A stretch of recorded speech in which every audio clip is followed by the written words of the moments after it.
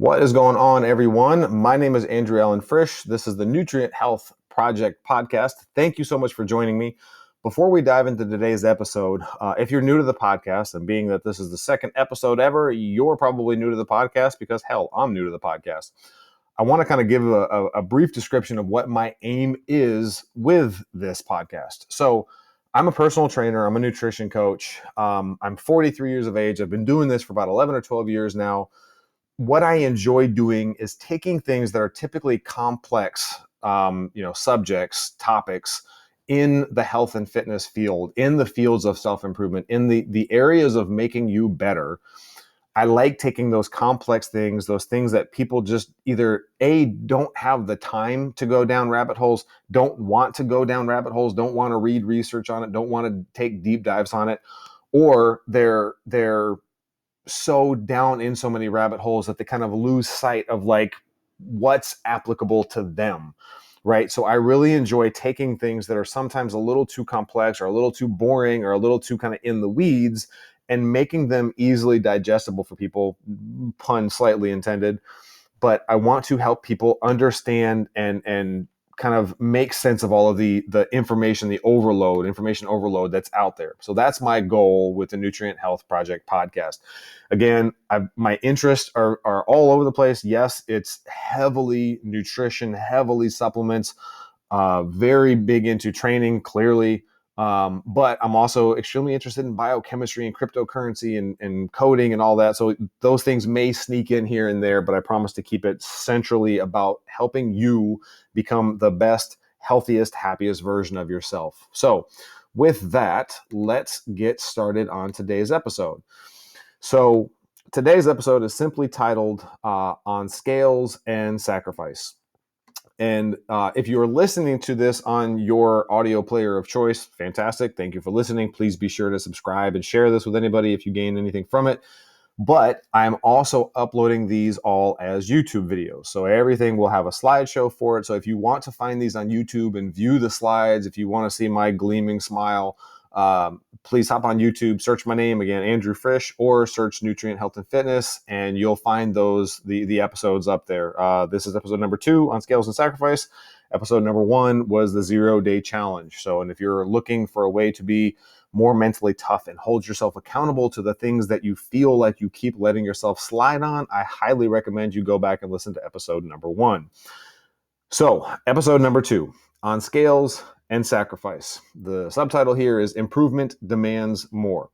And when you think about demanding more, you think about sacrifice. So the whole reason I'm doing this is because I was thinking about a client who trained with me, I don't know, probably 3 or 4 years ago, lost 35, 40 pounds, stopped training with me for a bit, started training again, stopped training, started training again. We've kind of had this off again, on again thing. And as I was thinking about the details of his training history with me, I came up with a couple of other people in the past who, 10 years ago when I was first doing this, I saw a repeating pattern. And anyone, if you're passionate about anything, whatever the thing is that you do that you're passionate about, it could be your job, it could be a hobby, whatever it is, I would hope that you can agree with me that the way you did that thing 5 years ago or 10 years ago is hopefully light years different from the way you do it now. Hopefully you're progressing and you're doing things better and you're seeing improvement and you're trying to get better at this thing, right? So I could look back and I started to kind of see this common thread where people would come and sign up and we would get their nutrition in order. They'd feel better. They'd start losing weight. Their sleep would get better. Their energy would get better. Their mood would get better. Their relationships got better, like everything all the way across the board. They would lose weight. They'd lose 30, 35, 40, 50 pounds, right? My wife, again, I love bragging on her. She lost 92 or 93 pounds in the first 9 months. I've had multiple people lose over 100 pounds. The results came. So that wasn't the problem. They had great success to start with, right? And those results were there.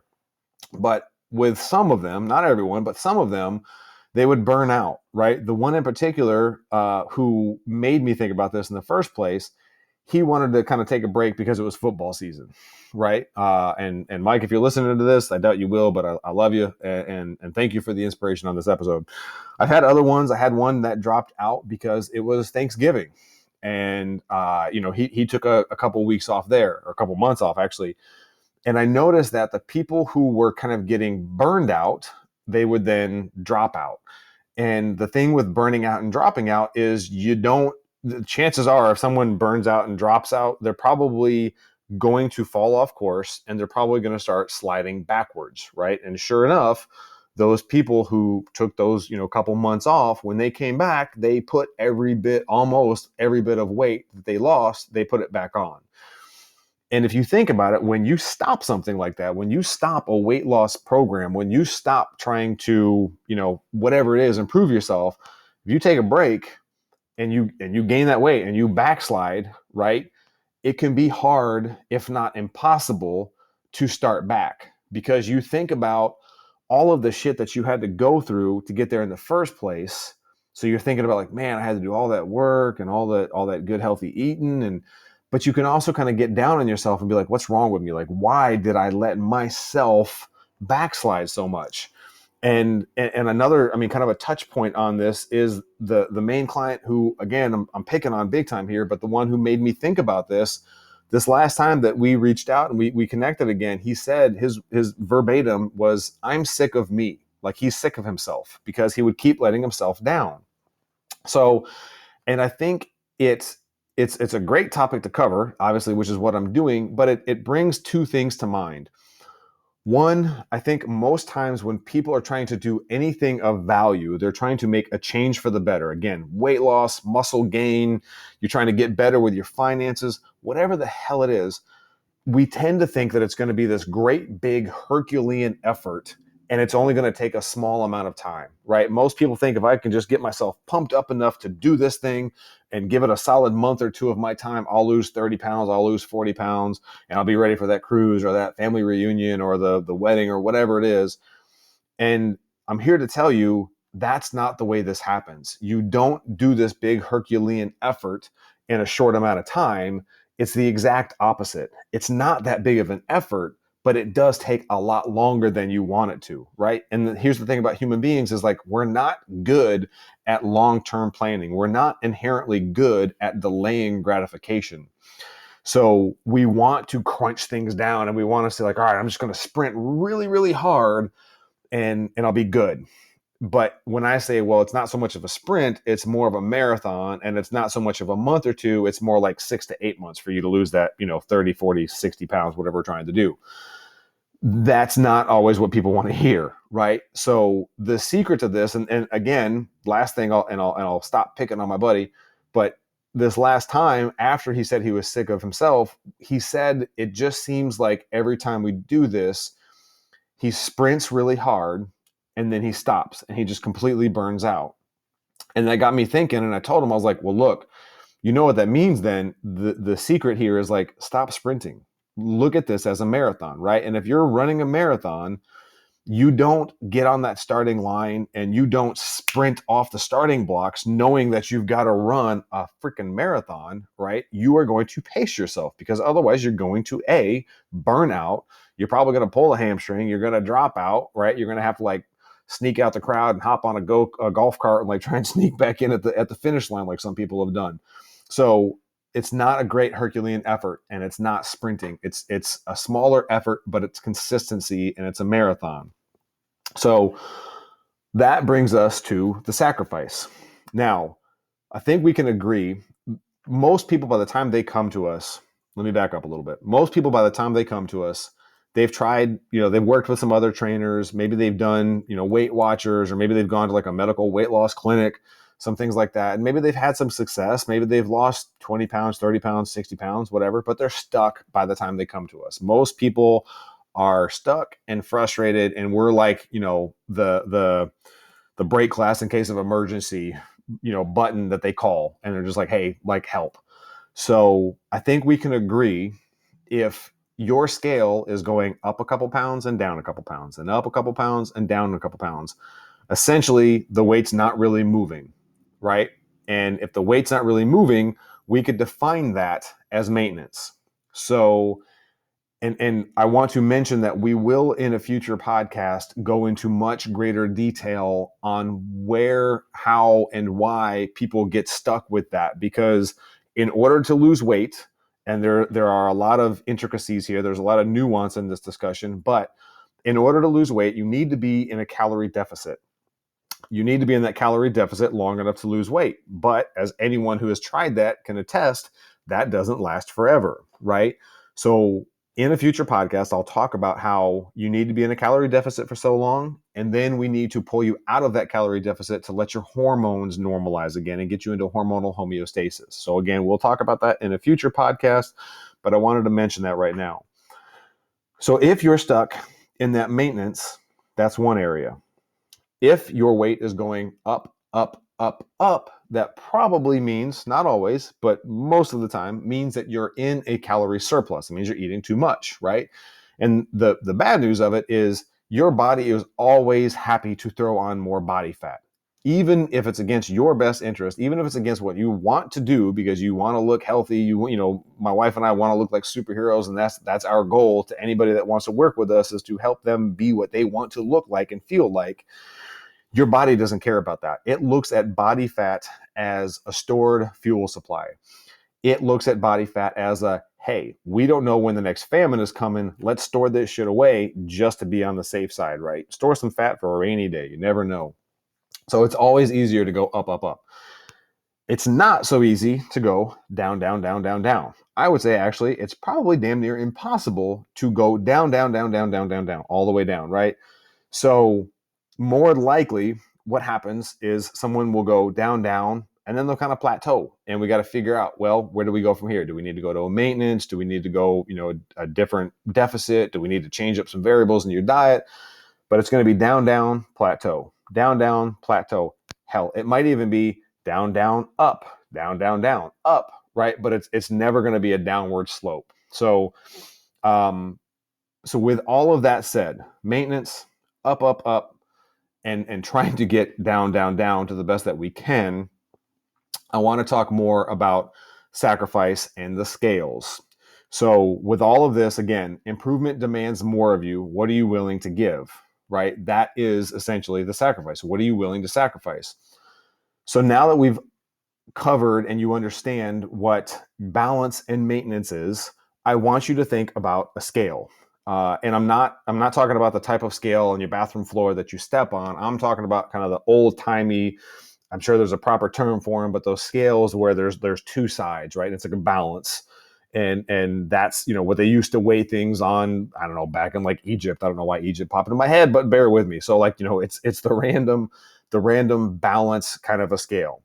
So if that scale is in complete balance, and we'll talk about the two sides of the scale, what they are, what they represent. But if your scale is in complete balance, you're probably in maintenance right now. You're probably not doing a whole lot. The scale is probably not your bathroom scale is probably not budging a whole lot if your balance scales are equal. So, excuse me. With that, most people, again, what maintenance is. You're stuck right now and the weight's not moving, the scale's not budging, so you understand what maintenance is. So I have two questions for you, and they both surround sacrifice. So those scales, that balance, those represent two forms of sacrifice. The first question is the first scale is going to be, what are you currently sacrificing? And I ask that because I've asked a couple clients of that recently, two clients who were kind of stuck, kind of plateaued, right? Different reasons. But I asked both of them, hey, what do you feel like you're sacrificing right now? Is it, do you feel like, man, I have a glass of wine every single day and I no longer have that glass of wine and I really feel like I'm sacrificing that glass of wine? Or I go out to eat with my girlfriends every, I don't know, 2 days or every night, and I'm not doing that. Point being, when I asked both of these clients, what are you sacrificing? Their answers were, well, not a whole lot. Like they didn't even really have to give it a whole lot of thought, which that I'm good. Like I'm happy with that because I don't want people to feel like, oh my God, like I had to give up this and had to give up that and had to drop this. I want people feeling like, no, I mean, like this is doable, because again, long term, right? If you feel like you're sacrificing everything in your power, then that's a sprint and you're not going to stick with it. So you need to have some things that you're sacrificing, but it can't be so much that you're losing your mind. So give yourself a second, pause this podcast and take a couple seconds or a couple minutes and think about, like, what do you feel like you're sacrificing right now in your journey? And again, weight loss, muscle gain, you're trying to learn the guitar, you're trying to save money, whatever it is, what do you feel like you're sacrificing in that quest for improvement or gaining a skill or losing weight or whatever it is? What are you sacrificing right now? And I would pause it. If you are, because there's two sides to this coin. If you're an individual who you can rattle off a laundry list of things that you're sacrificing, you may actually be better off going in an opposite direction than what I'm going to go with the rest of this podcast. The people who can literally like list off a dozen things that they feel that they're sacrificing, and they're like on that verge of burnout, because there are some individuals that we've worked with who it's like, they can just keep putting off burnout and they just kind of keep willpowering through it, and like more power to them. But they're also the individuals who, that when they go on a vacation, I have to beg and plead with them, like, hey, have some drinks, get some alcohol if that's your thing, right? Go out and have some pizza, have some lasagna, have whatever the food is that you normally would, like, throw your crucifix up at and think it's like some evil, vampire. Go and indulge in that thing. Go and enjoy some extra calories, some not so quote unquote healthy foods, right? Because they've had so many things that they're sacrificing. By completely flipping it on its head and removing the sacrifices from that side of the scale, those are the ones that come back from vacation thinking like, oh shit, like I know the scale's got to be up 8, 9, 10 pounds, and it's actually down 5, 6, 7 pounds, right? That's happened on multiple occasions. So if you're an individual who you can list off a dozen things that you're sacrificing, maybe go the opposite direction here and take some of those things off of your scale and give yourself a little bit of a break, right? You shouldn't have to be like begged and pleaded with to allow yourself a little bit of food that's not so healthy, right? If you're in that rigid of a mental structure right now, that what's the end game with that, right? You're not going to go anywhere with that. And that could be the reason why your body is plateauing. So ask yourself, what are you currently sacrificing? Once you have that answer, the second question I'm going to ask you is, what do you feel like you could sacrifice? So what can we take from one side of the scale? What can you sacrifice? And what can you bring over to what are you currently sacrificing? So we want to start offsetting that scale a little bit, right? Like if you're balanced out, not really sacrificing a whole lot, or like, I mean, maybe a little bit here and there, what can we kind of pile on over there? Because here's the thing. We know what maintenance looks like. We know what your balance looks like, right? If the scale's not budging, we know what that looks like right now. The thing with change is it demands more. It demands, like, improvement demands more. Again, the subtitle to this whole podcast episode, right? So what that is essentially saying is, like, you need to be able to push into a little bit of discomfort or a lot of bit of discomfort. Again, if you're already pushing into a lot of discomfort, you might want to go the other direction and back off on some of those things. So we've got to kind of offset that and take some of those things that you're willing to sacrifice and put them on the other side of, like, I am currently sacrificing, right? So that's the scales. So answer those two questions and let's get some ideas. So going forward, how do you apply all of this? Like I said, the first thing is you're going to pick one or two things that you feel like you could sacrifice. And I would strongly urge you to stick with one or two things, right? If you're a walking, talking bad habit dictionary, then like maybe drop a couple things, right? If you're smoking cigarettes and doing crack in the back alley and drinking alcohol and robbing kids for their candy, like, okay, maybe drop a couple things. Hopefully nobody listening to this podcast is doing any of that. But stick with one or two things. Make it doable, right? Because again, I talked about this on the 0-Day Challenge podcast a little bit. Like, most people will, again, Herculean effort, right? Okay, it's New Year's. I'm going to stop smoking cigarettes. I'm going to stop drinking alcohol. I'm going to save more money. I'm going to lose weight. I'm going to run. And it feels really good to say all of that. But how long does that last, right? It's because we pick too many things. Start with one or two, get those down successfully, and then do another one or two, right? Small bites, not a Herculean effort in a short amount of time. a lower effort, a lot longer amount of time. So pick one or two things. And then I would strongly urge you to track those. And you could do that with something like, MyFitnessPal. My wife and I personally and professionally use Chronometer or Chronometer, however you want to pronounce it, but we use that to track food. I like that a lot more than MyFitnessPal. You can use either one of those or any other Weight Watchers, any of those things. If it's a food related thing, you can use those to track. If it's something that's not food related, if it's just a habit thing, there's tons of habit tracking apps out there. There are, you could use one of the note apps like Google Keep Notes. I'm sure Apple has a note thing, Evernote, any of those things.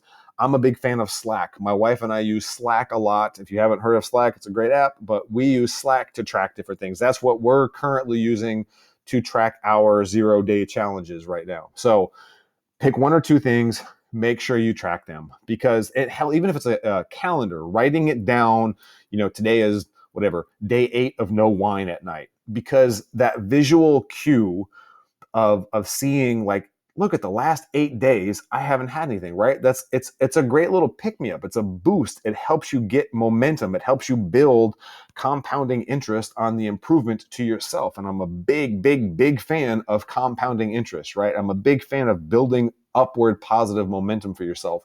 And a great way to see that momentum is tracking it. Again, an app, on a calendar, whatever it might be. Once you've picked something, once you start tracking it, or hell, even before you start tracking it, I would say it's super important to get yourself in a proper mindset. So proper mindset is essentially, the long and the short of it is, and not to be too dramatic, you have to get ready for war with yourself.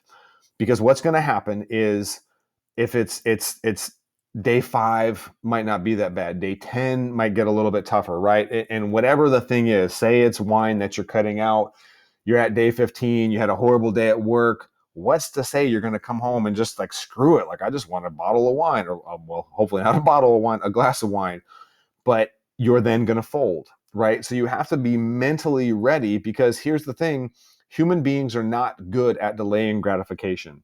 We're not good at long-term planning. Inherently, we want something now, right? We have fast food for a reason. We have junk food for a reason. We have like Netflix binge, and the next episode pops on in 3 seconds. You don't even have to lift a finger for a reason, because people enjoy that. So have that mindset of like, it's going to be a marathon, not a sprint.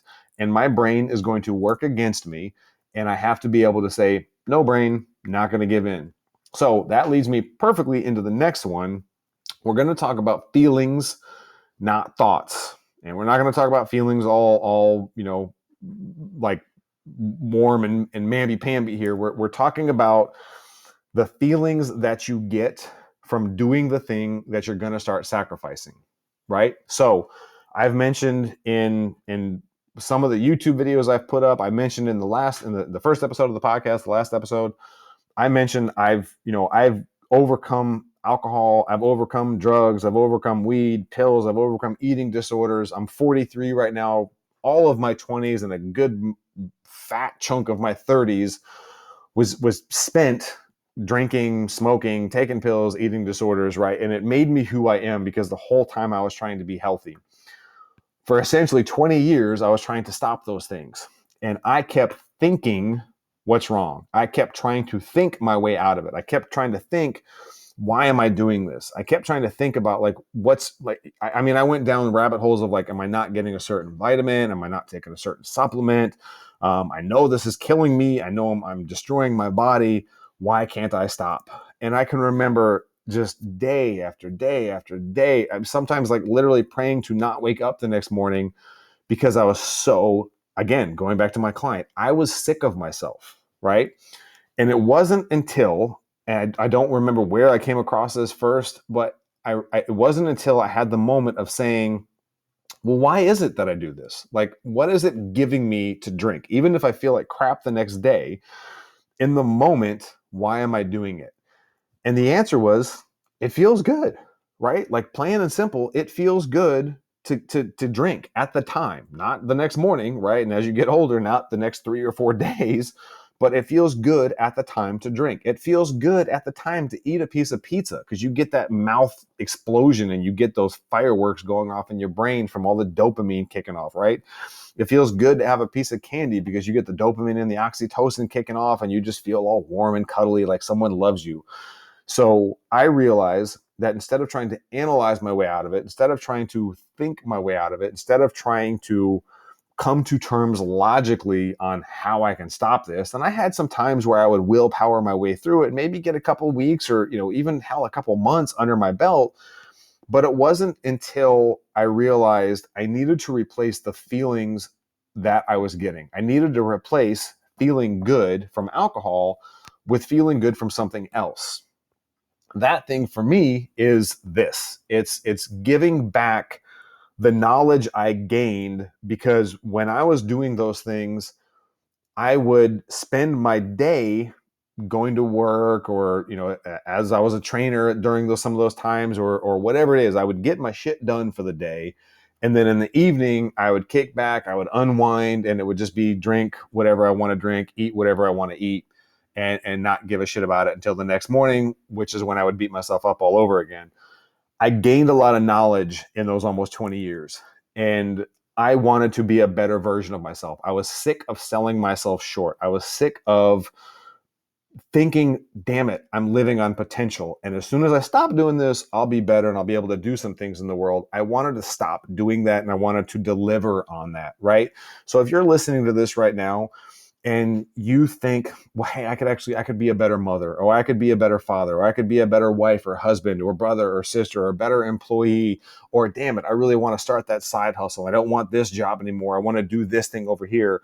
What's stopping you from doing it? Is it the things that you're willing to sacrifice? Can you then instead say, hey, I drink that glass of wine when I get home from work because it helps me relax? Is there something else you can do to help you relax? Can you go for a walk? Can you go see a movie? Can you spend some actual quality time with your significant other instead of plopping down in front of the television, right? Like, what can you do to give you that feeling instead? It's the same thing with like sweets, right? Sweets have a way, again, of kicking that dopamine and oxytocin up, which make us, it's literally like oxytocin is like the love molecule, the bonding molecule. It's what a mother sees when she makes eye contact with her baby, right? Like if you're getting that warm, fuzzy feeling from sweets, can you get that warm, fuzzy feeling from spending time with your significant other or calling a loved one, right? Or whatever it might be, but focus on replacing that feeling, not thinking about it, not analyzing about it. Think, what are the feelings you're getting from it, and look to replace those feelings with something that's going to lift you up instead of tear you down, right? Or at the worst, like keep, or not as bad, but like keep you stuck. Whatever's keeping you stuck, how can you replace that and get those same feelings, right? Excuse me. So if you do all of these things, if you focus on 1 to 2 things, if you start tracking them and you have the proper mindset going into it, and you know it very well may be war. Here's another beautiful thing about feelings too. When I started focusing on replacing the feelings, it was no longer war. I haven't had to power through a day of wanting to drink ever since I said, I'm going to focus on feeling better from doing the things I say I'm going to do. So, but if you're doing all of those things and you're still kind of letting yourself fall short, number one, I would say, first and foremost, don't give up. There's always a light at the end of the tunnel as long as you believe there is, right? There are so many times I would not even be here if I finally gave up. I had my suicide planned out 2 different times, right? Real talk. I had it all planned out, 2 different, completely separated by about 10 or 12 years. I had them completely planned out. I knew how I was going to do it. And I at the time thought I just wasn't strong enough. I wasn't brave enough to take my own life. How asinine is that, right? Looking back, I realized, no, actually, it was because I knew that a brighter day was coming. I knew I would make it through that. So number one, if you keep failing, I would say keep fucking trying. Keep throwing things at the wall until it sticks. If you need help, if you have questions, email me, reach out to us, message us, comment on this, right? Find someone who is there. If it's not me, find someone who is there that is willing to listen and help, but like keep trying first and foremost. In addition to that, what I would say is It may be that you've picked too big of a sacrifice. Again, maybe you're trying to go a Herculean when you just need to get like a minute small thing, right? There were some times where if I woke up and just made my bed in the morning and got outside and got some sunlight, that was a win, right? So maybe you're taking too big of a sacrifice, take too tough of a sacrifice. So scale it back if you need to. That could be one thing. Second thing, well, third thing actually could be that it's the mindset still isn't there, right? You're going to sit there and play the tennis game with your brain. And what I mean by that is like your brain could be like, hey, it's 5 p.m., time for that glass of wine. And you're like, I don't want to drink that wine, right? And you smack that ball back across the net. And your brain like might kind of be quiet for a second, but then it's gonna be like 5:30. How about that glass of wine? Like, I don't want it. You'll smack it back and forth. And maybe you go to bed successfully that night. But the next day, your brain's going to be like, hey, 5 o'clock, right? It's going to sit there and it's going to keep asking you to volley that ball back and forth across that net. And unless you're able to just say, I don't want to play this game, I'm going to drop the racket and I'm going to go do something else completely unrelated. I'm going to get out of the house. I'm going to go see a movie. I'm going to go read a book. I'm going to walk around Walmart, whatever it might be. That's a very interesting thing to go do is walk around Walmart. But whatever it might be, you need to have that proper mindset, right? So if you're still failing, maybe you're giving in too much. Maybe you just again, read books on mindset. That's a great way to get started with this. Finally, again, I can't drill this home enough because that was the thing that night and day flipped the light switch for me. If you're focused on thinking and you're not focused on the feelings, it's going to be infinitely more difficult to do this. So we like to think that if we think of the analogy of a small jockey on top of an elephant, we like to think that, we're the jockey and we're telling the elephant where to go, right? And the jockey on top of the elephant is logic and thinking, and the elephant is emotions.